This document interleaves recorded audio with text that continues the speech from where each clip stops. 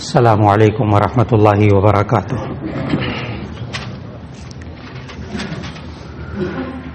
نحمده ونصلي على رسوله الكريم، اما بعد فاعوذ باللہ من الشیطان الرجیم، بسم اللہ الرحمن الرحیم۔ الذين ينفقون في السراء والضراء والكاظمين الغيظ والعافين عن الناس والله يحب المحسنين، صدق اللہ العظیم۔ اللہ رب العزت جو ہم سب کا بھی خالق ہے، ہمارے مزاجوں کا بھی خالق ہے، ہمارے جذبات کا بھی خالق ہے، وہی اللہ ہمارے نوجوان بچے اور بچیوں کا بھی خالق ہے، ان کے مزاجوں کو بھی وہی بنانے والا ہے۔ لیکن یہ نوجوان بچے اور بچیاں، ان کا ماں باپ کے ساتھ رویہ، ایک تو حسن سلوک تھا جو گزشتہ ملاقات میں موضوع تھا، ایک ہے ان نوجوان بچے اور بچیوں کے اندر غصے کی جذباتی کیفیت، جس سے ماں باپ آج بہت نالاں رہتے ہیں۔ گھروں میں مسائل کی ایک بہت بڑی وجہ نوجوان بچے اور بچیوں کا غصہ ہے۔ اس کو کیسے کنٹرول کیا جائے، ان کو کیسے سنبھالا جائے، ان کیفیات میں اللہ اور اس کے رسول صلی اللہ علیہ وسلم نے ہمیں کیا طریقے بتائے قرآن و سنت میں، آج ان کا تذکرہ مقصود ہے۔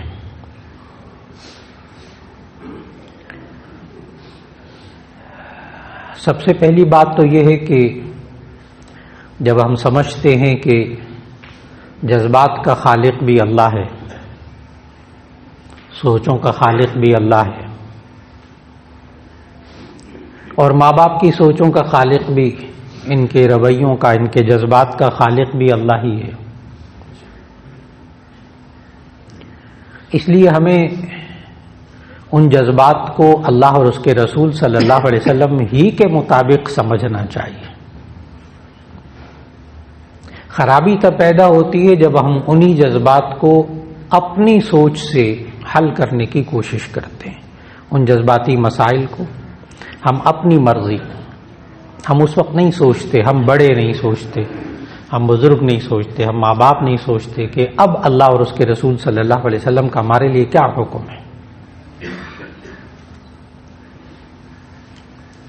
کبھی بھی یہ نہیں سمجھنا چاہیے کہ ہمارے بچوں کے اندر، بچیوں کے اندر جو غصہ ہے وہ کوئی بری چیز ہے۔ سب سے پہلے تو یہ ذہن بنا لیں، کوئی آیت، کوئی حدیث آپ کو ایسی نہیں ملے گی جس میں یہ ہو کہ اچھا انسان وہ ہوتا ہے جس میں غصہ نہ ہو۔ کوئی آیت، کوئی حدیث بالکل نہیں ملے گی کہ اچھا انسان وہ ہوتا ہے جس میں غصہ بالکل نہ ہو۔ پھر کیوں کہتے ہیں غصے پر قابو پاؤ، غصہ پینا ثواب ہے، وہ الگ ہے، بھی عرض کرتا ہوں انشاءاللہ۔ اس کے لیے سب سے پہلے غصے کی کیفیت کو سمجھنا ہوگا، اس کی تعریف کو، اس کی ڈیفینیشن کو سمجھنا ہوگا کہ غصہ کہتے ہیں کہ انسان کو خلاف اصول، خلاف مزاج، خلاف مفاد کوئی بات دیکھ کر اس کی طبیعت میں جو تیزی آتی ہے اسے غصہ کہتے ہیں، اور یہ ہر انسان میں ہونا یہ انسان کی خوبی ہے۔ جب تک ہم خلاف اصول، خلاف مفاد کوئی بات نہیں دیکھیں گے، ہماری طبیعت میں اس کے بعد تبدیلی نہیں آئے گی، ہم کیسے امر بالمعروف نہی عن المنکر کر سکیں گے؟ ہم کیسے نیکی کا حکم دے سکیں گے؟ برائی سے کیسے روک سکیں گے؟ نبی صلی اللہ علیہ وسلم نے اس کے 3 درجات بتائے، 3 سٹیپ بتائے حدیث میں کہ من رأى منکم منکرا فلیغیر بیدہ فإن لم يستطع فبلسانه فإن لم يستطع فبقلبه وذلك أضعف الإيمان۔ جب ہم غصے کی وجہ سے، جذبات کی وجہ سے اپنے نوجوان بچے اور بچیوں میں کوئی غلط بات دیکھیں تو اس کو قابو پانے کے 3 سٹیپ ہیں۔ غلط بات، اس کو پہلے طے کر لیجئے کہ غلط بات کیا ہے، یعنی گناہ کی بات۔ اللہ اور اس کے رسول صلی اللہ علیہ وسلم نے جس کام سے روکا ہے نا وہ غلط کام، بس بہت آسان سی بات ہے۔ جس بات سے اللہ اور اس کے رسول صلی اللہ علیہ وسلم نے روکا ہے، منع کیا ہے، وہ غلط بات ہے۔ جس سے نہیں روکا وہ جائز ہے۔ یہ انسان کے پاس، ماں باپ کے پاس، بچوں کے پاس، نوجوان بچے اور بچیوں کے پاس اس کی ووکیبلری ہونی چاہیے، اس کا ذخیرہ الفاظ ہونا چاہیے۔ ان کو بار بار ان کے اندر فیڈنگ کی جائے، ان کے اندر بھرا جائے، ان کے ذہنوں کے اندر کیا غلط بات، کیا صحیح بات، کیا غلط بات، کیا صحیح بات، بچپن سے۔ مانے نہ مانے وہ بات کی بات ہے، آپ بھرے تو صحیح نا، کان میں تو اتارے۔ بہت دفعہ ہوتا ہے کہ ماں باپ نے کان میں بات اتاری ہوتی ہے اور بچہ بڑے ہو کے ڈی ایس پی بن جاتا ہے، ایس پی بن جاتا ہے، کمشنر بن جاتا ہے، بڑا پروفیسر بن جاتا ہے۔ وہ پتہ کیا کہتا ہے؟ کہتا ہے میرے والد صاحب مجھے یوں کہا کرتے تھے۔ بچپن میں، جوانی میں کبھی اس بات کا خیال بھی نہیں کیا، لیکن ایک وقت آ کر پھر وہ ٹیپ ریکارڈر اور اندر کیسٹ چلتی ہے، پھر وہ دماغ کی چپ اسے یاد کراتی ہے کہ ماں باپ نے یوں کہا تھا۔ میں تو جی اب ساری زندگی اسی طرح گزارتا ہوں۔ وہ ایک دفعہ کان میں آپ کی بات ڈالی ہوئی کبھی رائے گا نہیں جائے گی کہ وہ اچھائی اور برائی میں کیا فرق ہوتا ہے۔ تو نبی صلی اللہ علیہ وسلم نے جب انسان معاشرے میں، جو میں اولاد کے بارے میں عرض کر رہا ہوں، یہی بات، یہی اصول ہمارے کلیگ کے بارے میں ہے، یہی ہمارے ماتحتوں کے بارے میں ہے، یہی انسان کا اپنے دوستوں کے بارے میں ہے۔ وہی چیزیں آپ وہاں فٹ کیجئے کہ نبی صلی اللہ علیہ وسلم اس کے 3 سٹیپ بتائے۔ من رأى منکم منکرا، جو شخص تم میں سے برائی دیکھے، فیغیر بیدہ، تو اپنے طاقت سے، اپنے ہاتھ سے اس کو روکے، یعنی زور بازو سے روکے۔ محدثین نے لکھا ہے زور بازو میں انسان کے اختیارات بھی شامل ہیں، جتنا اختیار ہے آپ روکیے۔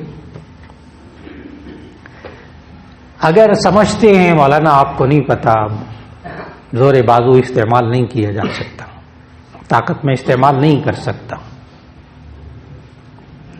تو نبی صلی اللہ علیہ وسلم نے پھر اس کے لیے دوسرا سٹیپ بتایا، من رأى منکم منکرا فلیغیرہ بیدہ، جو برائی چیز، بری بات دیکھے تو اسے چاہیے اپنے زور بازو سے روکے۔ فإن لم یستطع فبلسانہ، اگر یہ نہیں کر سکتا تو زبان سے روکے۔ زبان سے بھی روکنے کا طریقہ، یہ غلط بات ہے، اللہ اور اس کے رسول صلی اللہ علیہ وسلم نے اسے روکا ہے۔ زبان سے آپ حق بات کیجئے، حق طریقے سے کیجئے، حق نیت سے کیجئے، اس کا اثر اچھا ہی ہوگا، فکر نہ کریں۔ 3 باتیں، جب حق بات کہنی ہو، نیت حق ہو، اولاد کو، جوان اولاد کو ذلیل کرنا مقصود نہ ہو، نہ کریں۔ غصے میں ہے تو بس پھر اپنی زبان کو قابو رکھے، نہ بولے، ابھی نہ بولے۔ بچہ غصے میں ہے، ابھی وقت گزرنے دے ذرا تھوڑا سا۔ غصے میں تربیت نہیں ہوتی، غصے میں فساد ہوتا ہے۔ آپ غصے میں ہیں بحیثیت ماں باپ کے، ماں باپ غصے میں ہیں تب بھی وہ بولیں گے، تربیت نہیں ہوگی، فکر نہ کریں، کچھ اور ہوگا۔ نوجوان بچے اور بچیاں غصے میں ہیں، اس وقت تربیت نہ کریں۔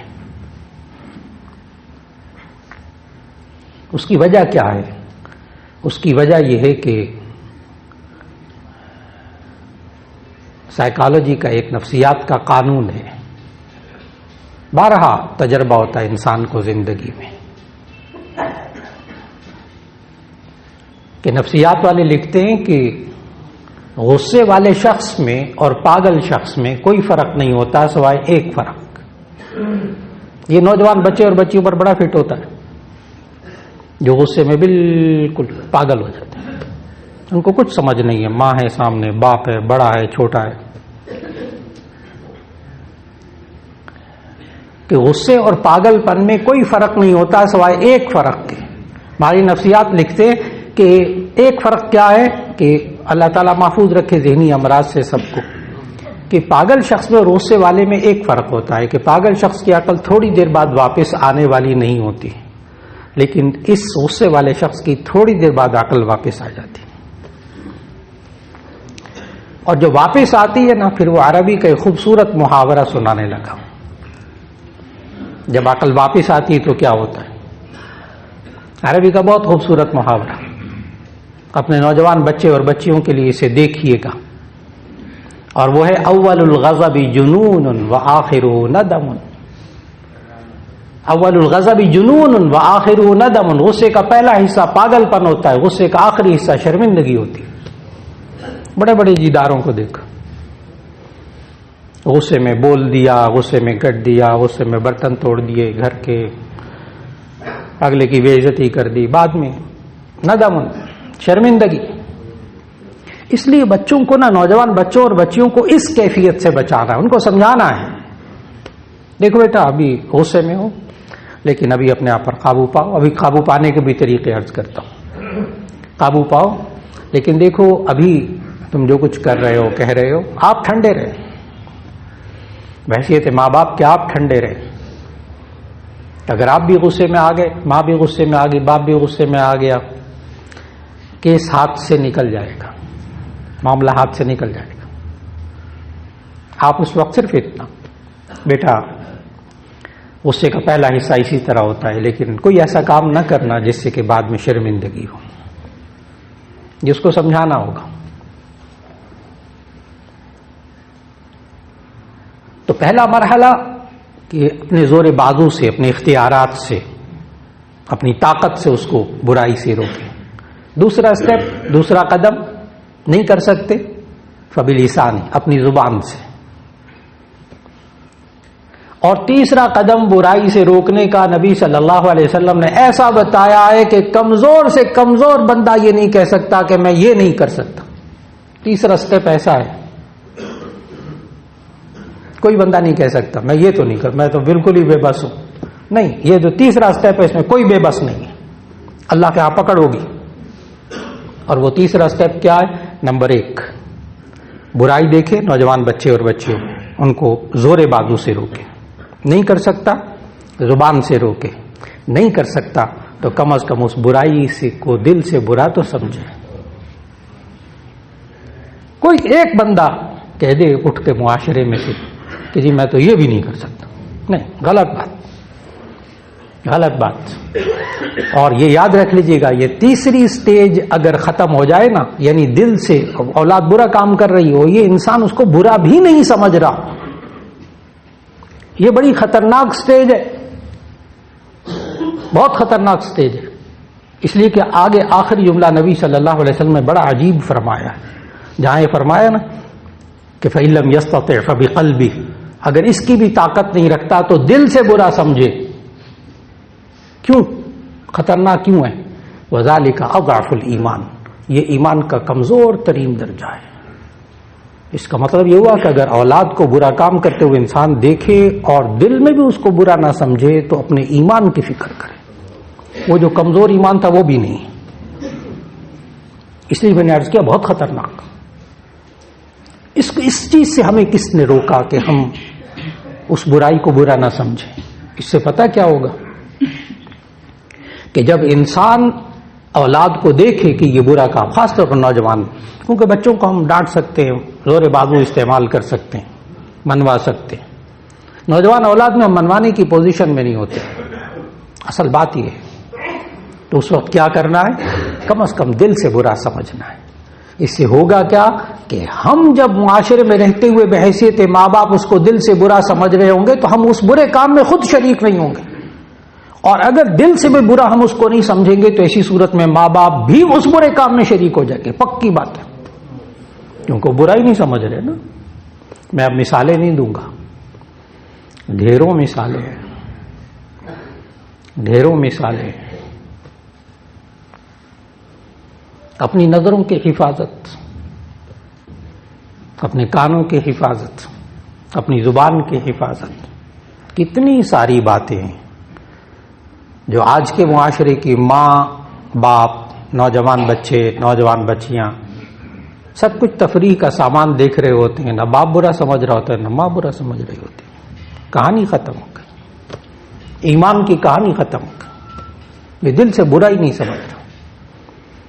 اس لیے ہم معاشرے میں رہتے ہوئے اس برائی کو کم از کم برا سمجھیں گے تو پتہ کیا ہوگا، کسی وقت نماز کے بعد دعا کے لیے ہاتھ اٹھائیں گے نا یہ ماں باپ، تو زبان سے الفاظ یہ نکلیں گے، انشاءاللہ نکلیں گے، اے اللہ یہ میرے نوجوان بچے بچیاں فلاں برائی میں مبتلا ہیں، اے اللہ ان کو ہدایت دے دے، اے اللہ ان کو معاف کر دے، نکلے گا زبان سے۔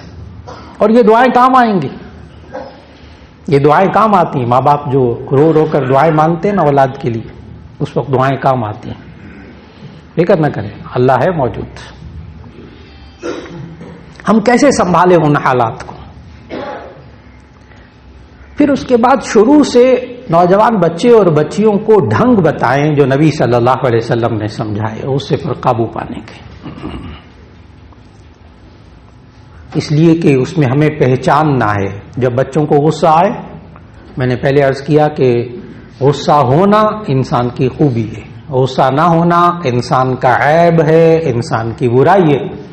یعنی خلاف اصول، خلاف مفاد بات دیکھے اور اس کی طبیعت میں کوئی تبدیلی نہ آئے، اس کیفیت کو عربی کے اندر جبن کہتے ہیں، اس کا ترجمہ بزدلی کیا جاتا ہے، اور نبی صلی اللہ علیہ وسلم نے اس کیفیت سے پناہ مانگی ہے۔ دعائیں آپ کو یاد ہیں، اللہم انی اعوذ بک من الجبن، اے اللہ میں بزدلی سے تیری پناہ مانگتا ہوں، تیری پناہ بزدلی سے، کہ خلاف اصول، خلاف مزاج بات دیکھوں اور میرے اندر کوئی تبدیلی نہ آئے، میرے اندر احساس ہی پیدا نہ ہو گئی۔ اس لیے غصہ ہونا چاہیے، بچوں کے اندر غصہ ہو، نوجوان بچے اور بچیوں کے اندر، تو ایسی صورت میں ان کو غصے پر قابو پانا، برے غصے پر قابو پانا۔ ایک ہے اچھا غصہ، ایک ہے برا غصہ۔ اچھا غصہ وہ ہے جو اللہ اور اس کے رسول صلی اللہ علیہ وسلم کے احکامات کو ٹوٹتا دیکھ کر جو غصہ آئے وہ اچھا غصہ ہے، لیکن اس پر بھی نبوی طریقے سے عمل کرنا ہے، اس پر بھی اپنی سوچ سے عمل نہیں کرنا، پھر ہم غلطی کر بیٹھتے، کیسے؟ نوجوان بچہ نماز نہیں پڑھ رہا، صبح فجر کے لیے نہیں اٹھ رہا، والد صاحب نے کہتے رہتے تھے، ایک دن غصہ آیا، کھینچ کے لگایا، ظاہر ہے آگے سے کچھ ایسی باتیں سننے کو ملیں گی کہ رویہ بدتمیزی کا ملے گا، غصے کا ملے گا، نوجوان بچہ بچی۔ اب پوچھو کہ آپ نے کیوں مارا بچے کو نماز نہ پڑھنے کی وجہ سے، تو آگے سے کہتے ہیں حدیث میں آتا ہے بچے نماز نہ پڑھے ان کو مارو۔ جی بالکل ٹھیک، لیکن حدیث پوری پڑھنی ہے اصل میں۔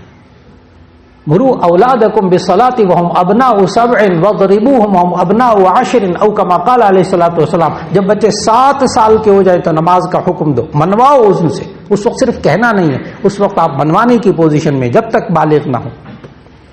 بچے آپ کی کسٹڈی میں ہیں، بچوں کے آپ ذمہ دار ہیں، بالغ ہونے سے پہلے آپ بچوں کو منوانے کی پوزیشن میں ہوں گے شرعی طور پر، اور جب بچے بالغ ہو جائیں پھر آپ صرف کہیں گے، پھر مار پیٹ نہیں۔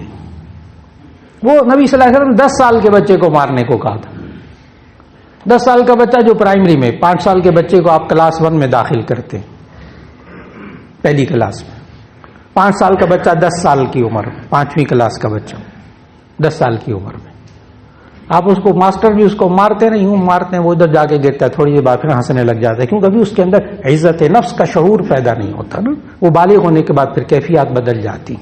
تو ہمیں غصہ آئے تو ہم نے نبوی طریقے پر عمل کرنا ہے۔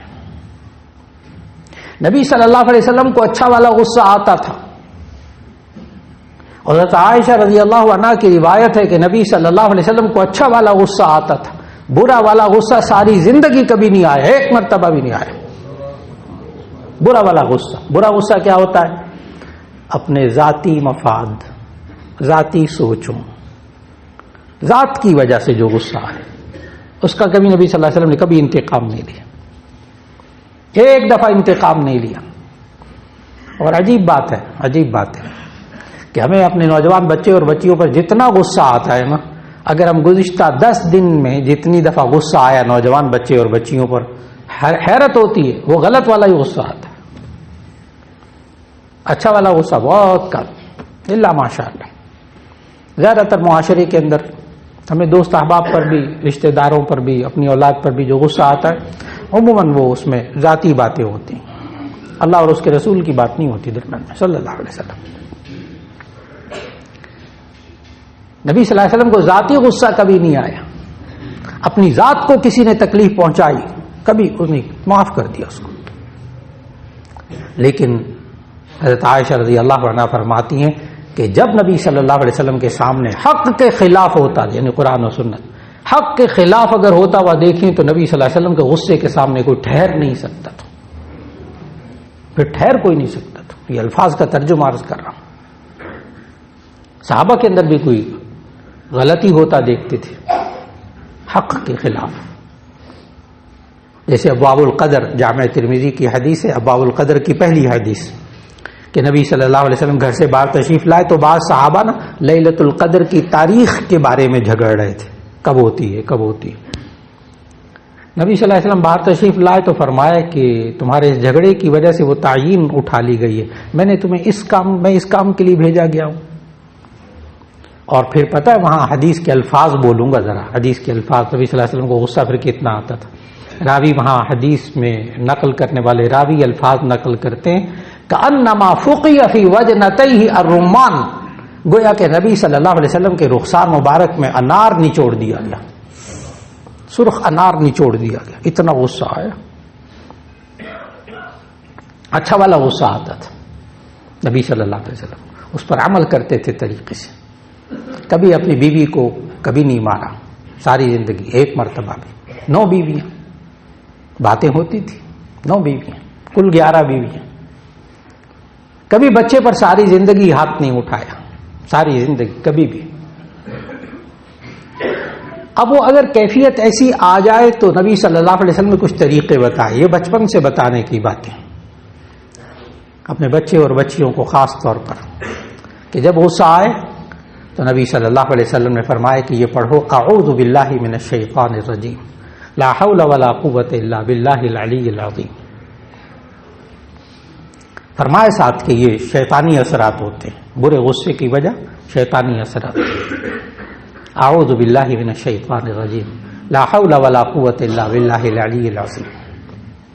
دوسرا طریقہ بتایا نبی صلی اللہ علیہ وسلم نے، کتاب الغضب مشکات میں حدیث موجود، اذا غضب احدکم فلیضطجع والا فلیجلس، او کما قال علیہ الصلوۃ والسلام.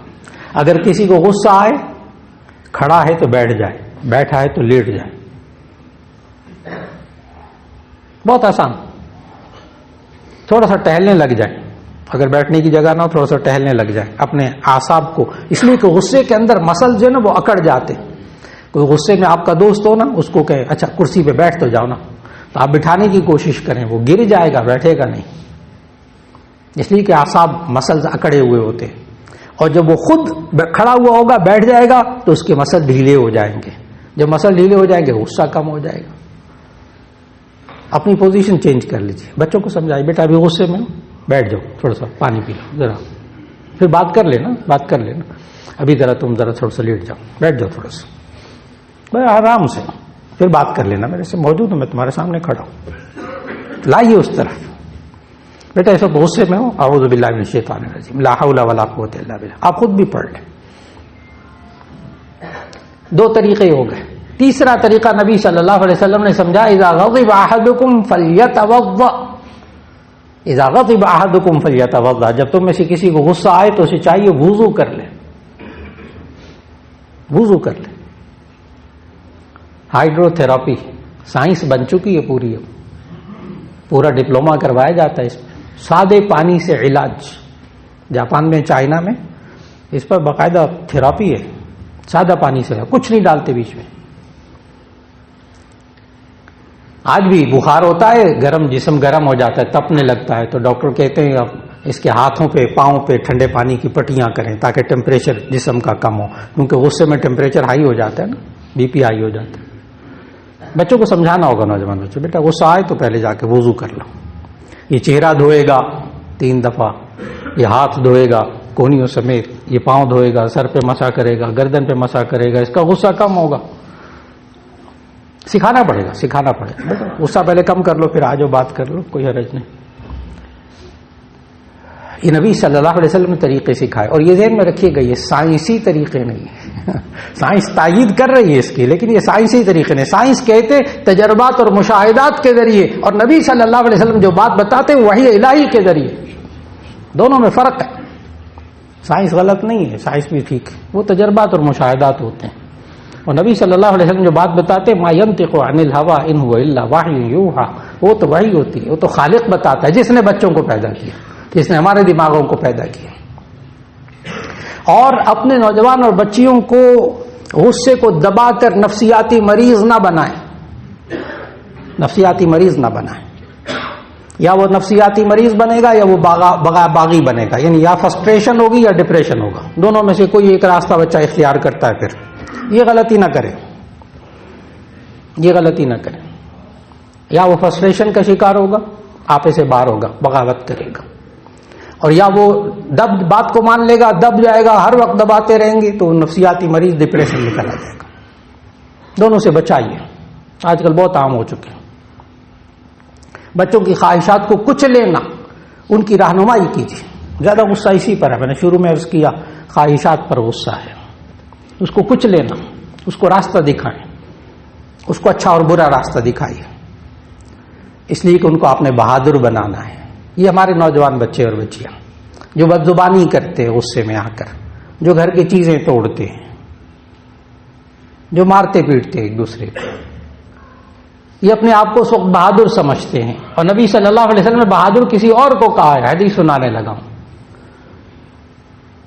نبی صلی اللہ علیہ وسلم نے فرمایا لیس الشدید بسرعہ انما الشدید الذی یملک نفسہ عند الغضب، طاقتور اور پہلوان وہ شخص نہیں ہے جو غصے کے وقت دوسرے کو پچھاڑ دے، طاقتور وہ شخص ہے جو غصے کے وقت اپنے آپ پر قابو پا لے۔ اپنے نوجوان بچے اور بچیوں کو بہادر بنائیے، طاقتور بنائیے، کیسے کہ وہ اپنے غصے پر قابو پائیں۔ اللہ رب العزت ہمیں خاص طور پر ہمارے گھروں میں، معاشرے میں غصے کی تباہیاں، نفرتوں کی تباہیاں، اللہ ہمیں اس کے ہمیں محفوظ فرما لیں۔ وآخر دعوانا ان الحمد للہ رب العالمین۔